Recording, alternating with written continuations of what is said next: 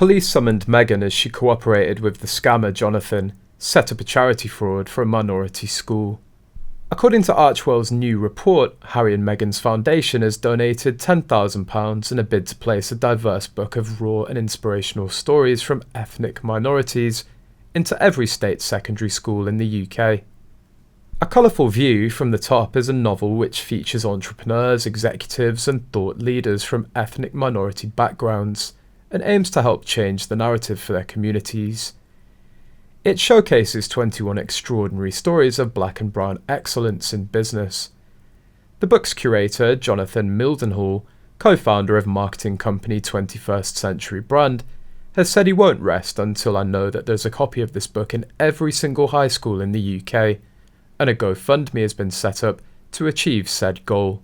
With a target of £82,000, more than half the money has been raised thanks in part to a £10,000 donation from the Archwell Foundation on Monday, the day before Harry's appearance at the High Court in London to give evidence in his claim against the publisher of The Mirror over alleged unlawful information gathering. They throw $10,000 or a banana, a bag of chips here and there to add their name to the donations list.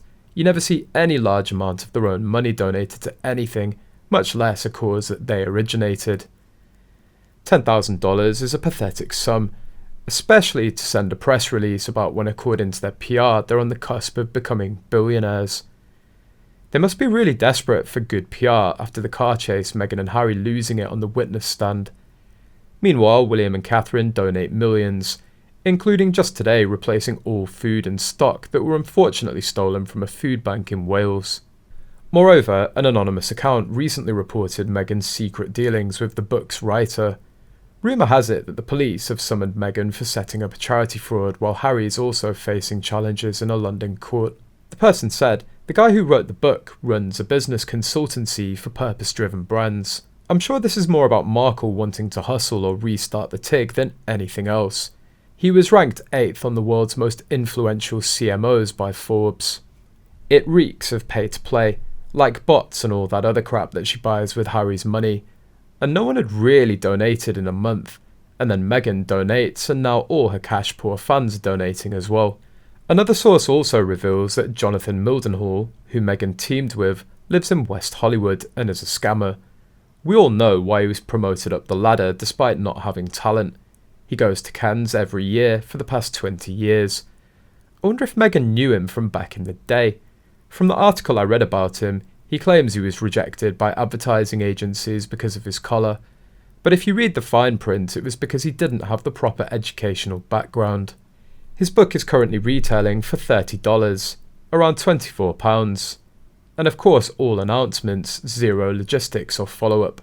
I wonder how much the press release for them cost for them to pay for the people to make it happen.